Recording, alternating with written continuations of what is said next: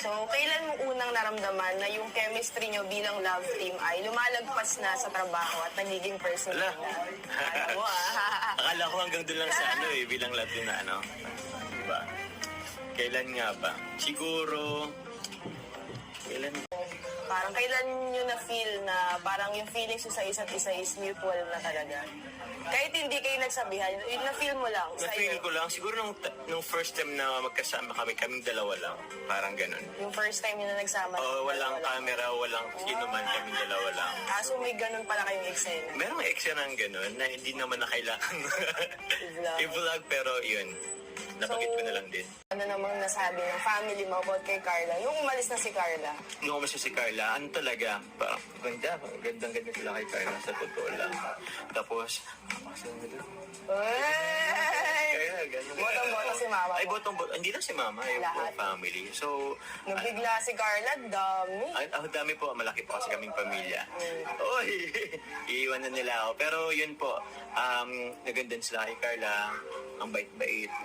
Tapos, ano talaga, parang, parang mayan talaga si Carla. Oo. Yun, Tawan-tawa nga ako nung niloloko mo siya ng ice cream. Parang masusuka na siya sa sobrang kaba. Oo, naiya nga siya Pero, Okay naman. okay naman.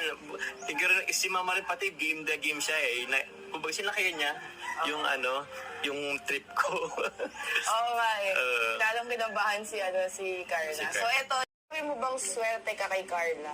At bakit? Swerte ako kay Carla? Yes po. Bakit? Swerte na ako sa Kalingap na napunta ako sa Kalingap.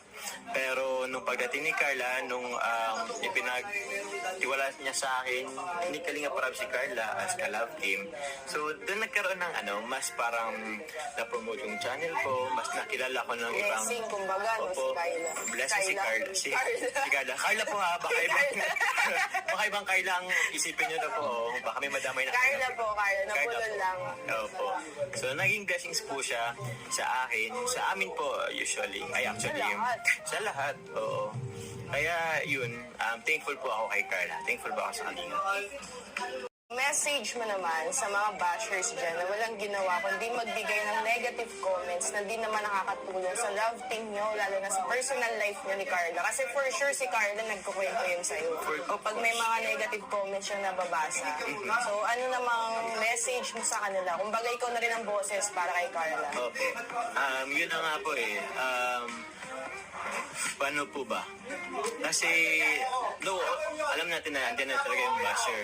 Pero, kung kaya naman pong i-control na lang, kung may masasabi lang naman po yung negatibo, much better to keep it to yourself na lang po. Kasi, di ba alam mo naman yung sabing, di ba rin ng masaktan ka physical kasi maghilog naman siya. Pero kung yung words ay galing sa ibang tao or tatatak kasi yun. And it will affect po our daily life.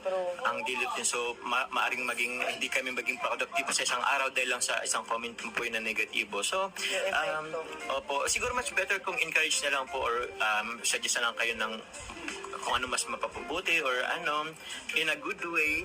Pero yung mga bashing na pure bashing lang talaga, please na lang Huwag na lang i-comment. Huwag na lang i-comment, please respect na lang po.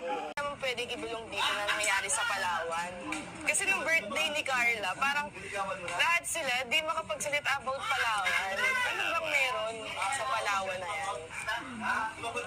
Ano bang meron? Ano bang sabihin ko? Kahit ano lang. Kahit Hint. Oo.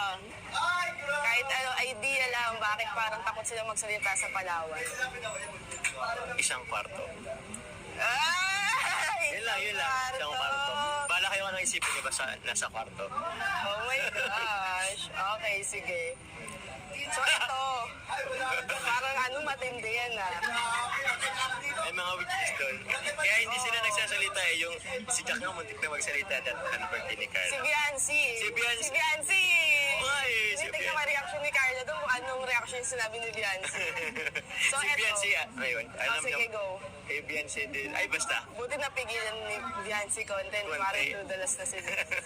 Okay. Complete the sentence. Ako si Kalingap Jomar at... Ako si Kalingap Jomar at hindi pa ako perfectong tao. Pero yung ano ko po, yung intention ko po is pure. Sa Kalingap, kay Carla, lalo na po sa mga beneficiaries po natin. So, lalo na sa mga taong sa mga taong nangailangan ng tulong. Pure po yung intention ko po sa kanila. Bala na po kayo kung anong isipin nyo, pero alam ko sa sarili ko kung ano ang intention ko. Yun lang po. Wow, thank you so much. Thank you, Hannah. Thank you so much. Thank you din sa